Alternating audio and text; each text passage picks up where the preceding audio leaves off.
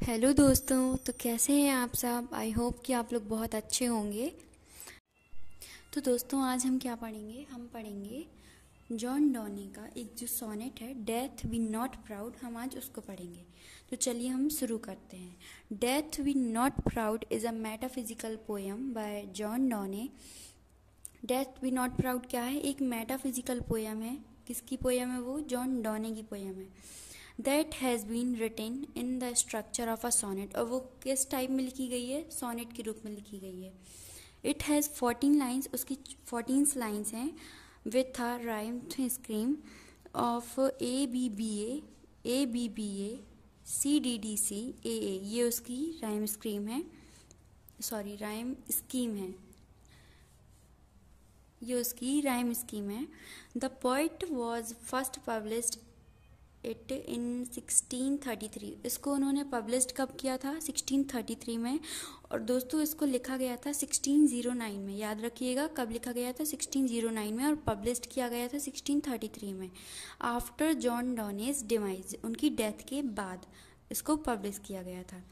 This sonnet has religious connotations, इस sonnet के काफ़ी धार्मिक अर्थ हैं। And it has been included in Donne's holy sonnets और डिवाइन मेडिटेशन, और इसको जॉन डॉनी की जो होली सोनेट्स हैं और डिवाइन मेडिटेशंस हैं उनमें इंक्लूड किया गया है, शामिल किया गया है उनको। Holy sonnet is a collection of religious sonnet that were written by John Donne. Holy sonnet क्या है? एक धार्मिक गाथाएं हैं जो कि जॉन डॉने के द्वारा लिखी गई हैं। देयर आर 19 सच सोनेट, और ऐसे उनके 19 सोनेट्स हैं। And death be not proud is sonnet number 10, और जो डेथ वी नॉट प्राउड जिसको हम अभी पढ़ रहे हैं वो कौन से सोनेट है? Sonnet number 10। याद रखिएगा सोनेट नंबर 10 है। Death be not proud has 4 stanzas, और इसके 4 स्टेंजा हैं, ठीक है। तो चलिए दोस्तों अब हम इसकी समरी पढ़ते हैं। तो John Donne systematically reduces mighty death to a pitiable creatures, means कि जॉन डॉने शक्तिशाली मृत्यु को व्यवस्थित रूप से एक दयनीय प्राणी में बदल देते हैं, ठीक है। In his sonnet death be not proud he tries to defy death be not proud sonnet में वो क्या करते हैं कि डेथ को चुनौती देते हैं। He argues that death is not really mighty and frightening as people think, और वह कहते हैं कि डेथ ना ही ताकतवर है, इतनी शक्तिशाली, और ना ही वह इतनी भयानक है जितना कि लोग सोचते हैं। The poet challenges death and speaks to it as if it were a person and not a abstract force. यह एक व्यक्ति था, ना कि कोई अमूर्त शक्ति, ठीक है। Donne personifies death and speaks to it directly like a person. डॉने मृत्यु को व्यक्त करते हैं और एक व्यक्ति की तरह उससे सीधे बात करते हैं। He boldly defies the power and fear of death as is generally told about it. जैसा कि आमतौर पर कहा जाता है, वह साहसपूर्वक मृत्यु की शक्ति और भय का विरोध करते हैं। Actually, death is neither powerful nor frightening. वास्तव में क्या है कि मृत्यु ना ही शक्तिशाली है और ना ही भयानक है। Therefore, there is no reason for death to be proud. इसलिए डेथ पर गर्व करने जैसा कोई एक भी रीज़न नहीं है। Firstly, poet says that death cannot kill anyone. सबसे पहले उन्होंने क्या कहा है?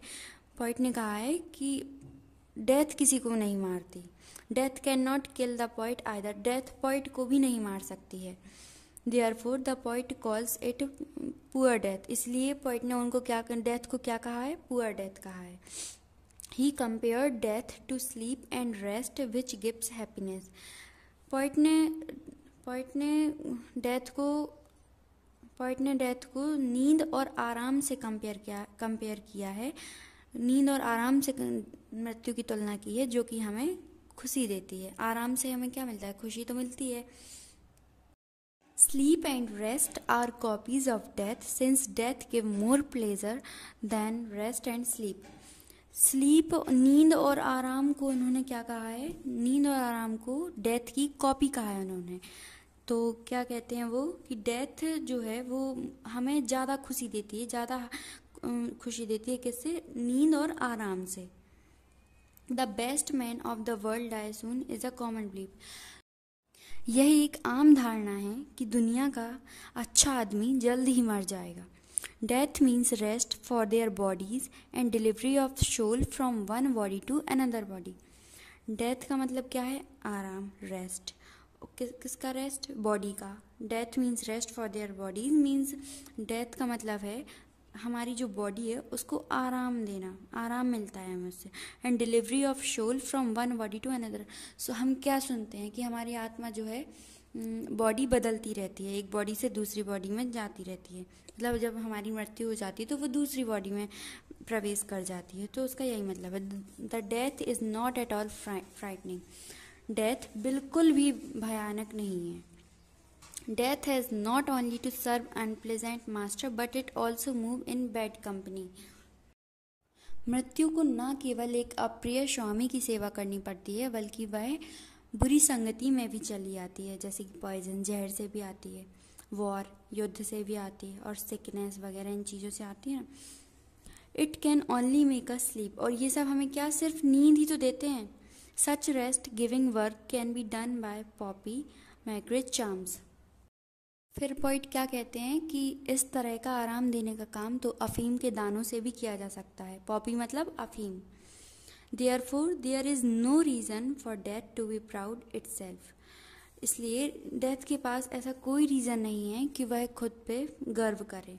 Then death will have no power to kills. इसलिए तो फिर डेथ के पास ऐसी कोई पावर नहीं है कि जो हमें वो मार दे।